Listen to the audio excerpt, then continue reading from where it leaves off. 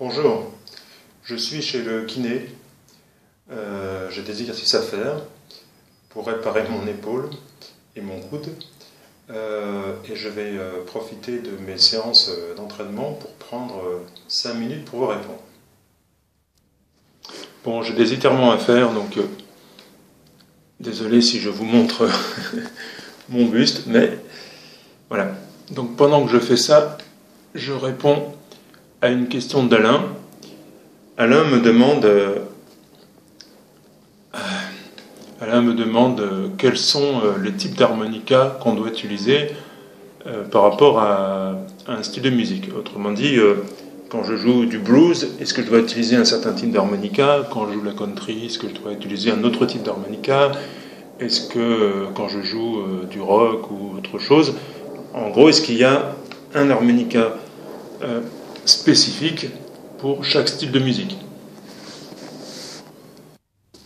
Bon, là je vais vous tourner un peu le dos, mais j'ai des étirements à faire avec le ballon de hand.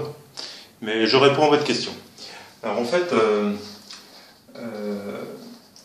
je vais vous prendre un exemple. Quand j'entends par exemple Jean-Jacques Milteau jouer de l'harmonica, et bien en fait, peu importe l'harmonica qu'il utilise, je reconnais le son de Jean-Jacques Milteau. Alors, bon, je prends Jean-Jacques Milteau, je pourrais prendre n'importe quel autre harmoniciste, hein, puisque pareil, quand j'écoute Greg Slap à l'harmonica, je dis tiens, ça c'est du Greg Slap. C'est-à-dire que si j'entends, évidemment, si je les vois, bon, ok, je sais, je suis capable de les reconnaître et je me dis ok, son jeu, c'est vraiment ce qu'il fait d'habitude, mais si j'écoute un disque et que je ne sais pas qu'il joue sur le disque, si jamais je l'entends l'harmonica, je suis capable de distinguer qui joue en fait. Bon. Alors je distingue qui joue évidemment si j'ai déjà entendu l'artiste jouer de l'harmonica sur d'autres albums. C'est-à-dire que je reconnais non seulement le son de l'harmonica, mais aussi le son de l'harmoniciste.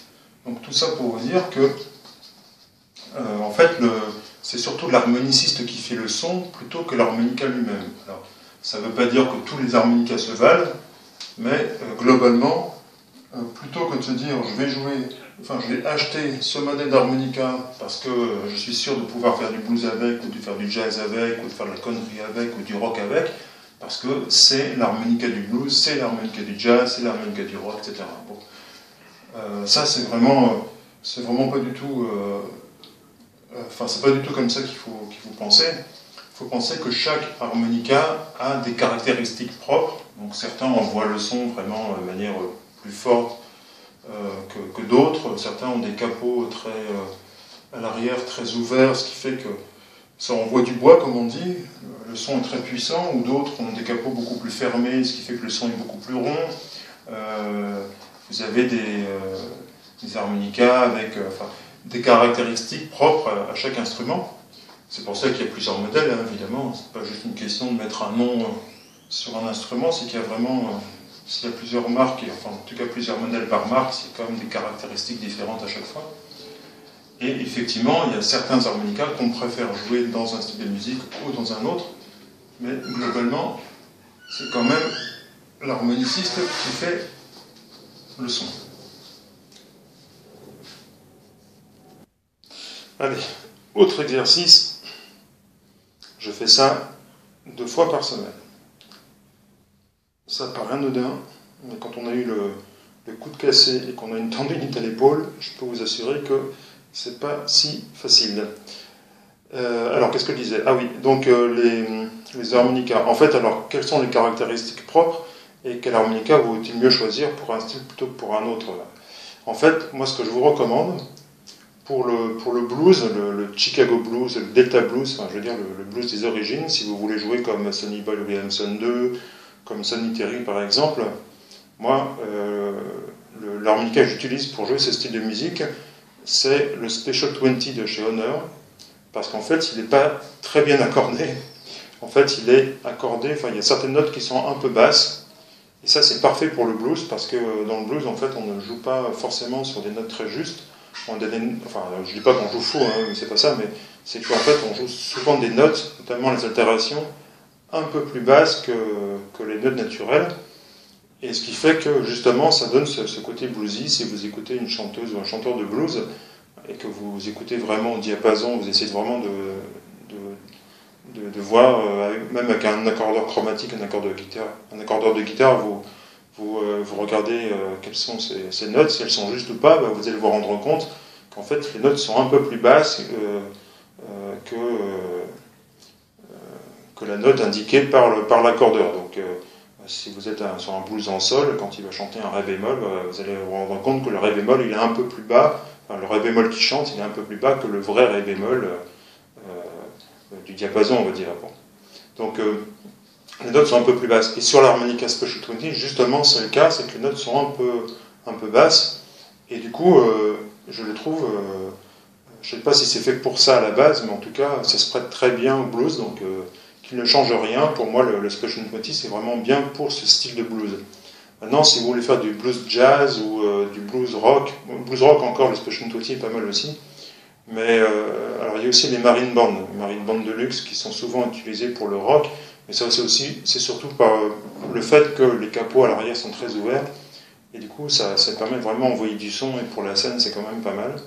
Ça donne un côté strident, donc moi j'aime pas trop, mais voilà, si vous aimez ce son-là, pourquoi pas. Et donc ça c'est le Special 20. Mais quand vous voulez jouer d'autres styles de musique comme le jazz ou la country music ou la musique celtique ou la musique classique ou les chansons françaises ou la musique le musette par exemple, là il faut vraiment avoir des sons qui sont vraiment justes en fait et pas trop bas. Le même exercice mais dans l'autre sens. Donc voilà, il ne faut pas que les sons soient trop bas. Et donc c'est bien d'avoir pour ces musiques-là, donc country, jazz, etc., c'est d'avoir, ça c'est plus dur, ça fait déjà beaucoup plus mal, c'est d'avoir en fait des harmonicas vraiment bien accordés. Je me rappelle une fois, j'avais joué avec une accordéoniste, un pianiste, un guitariste, une petite chanson qu'on avait écrite ensemble, et je jouais d'un type d'harmonica, et l'accordéoniste me dit « Ah, enfin !» un harmoniciste qui joue juste, parce que généralement, quand on veut qu'un harmoniciste diatonique, ça sonne faux, enfin en tout cas à son oreille. Et effectivement, celui que j'utilise, c'est le Suzuki Hammond HA20, qui est beaucoup mieux accordé que les autres. Les notes sont vraiment justes, et c'est un vrai plaisir en fait de jouer des notes qui requièrent justement des notes justes, comme le country ou le jazz ou la musique classique ou le musette ou la chanson française. Les notes sont un peu fausses.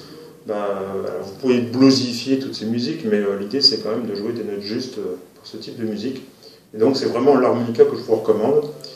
Et alors le truc c'est que quand il sort d'usine, il a le défaut en fait d'avoir des anges qui sifflent un peu.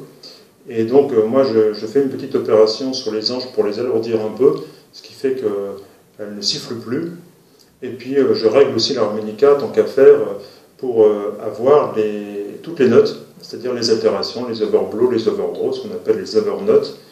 Alors si vous débutez l'harmonica, ça peut être un peu prématuré pour vous, mais si vous avez dès le début un harmonica qui est vraiment optimisé, avec lequel vous pourrez tout faire, et vous avez directement un très bon harmonica, et ça ne coûte pas très cher, parce que je vous les propose à 120 €. 120 € pour un harmonica, vous allez garder au moins 2 ans. Ça vous fait du 5 € par mois, donc vous voyez, c'est pas un piano, quoi. Un piano, ça coûte minimum 2000 €, donc là, vous avez un instrument vraiment pas cher, mais qui est vraiment bien accordé, et qui est très polyvalent, en fait. Donc, à part le Chicago Blues, le Delta Blues, c'est pas l'harmonica que je préfère, pour toutes les autres musiques, franchement, moi, je joue que sur celui-là, en fait. Et je joue presque exclusivement sur un harmonica en si bémol. Donc voilà, si vous voulez commander votre harmonica Suzuki Hammond HA20, que j'appelle la bête de course, en fait, une fois qu'il est sorti d'usine et que je l'ai réglé, optimisé, j'en fais un meilleur harmonica, donc je l'appelle bête de course parce qu'il est vraiment, il démarre au quart de tour, vous pouvez voir toutes les notes sonnent plus justes, vous avez plus d'altérations facilement, les overblows se déclenchent facilement, etc. Donc je vous fais ça pour 120 €, frais de port compris. Donc vous trouverez un lien sous la vidéo pour pouvoir commander votre bête de course, et puis si vous préférez un Special 20, eh bien, vous trouverez aussi un lien pour en acheter un si vous préférez jouer du blues traditionnel. Voilà, Alain, j'espère avoir répondu à votre question et moi je vais finir mes exercices. J'ai encore 5 bonnes minutes d'exercice à faire chez mon kiné. Voilà, je vous dis à très vite. Vous savez, chaque jour je prends au moins 5 minutes pour vous répondre.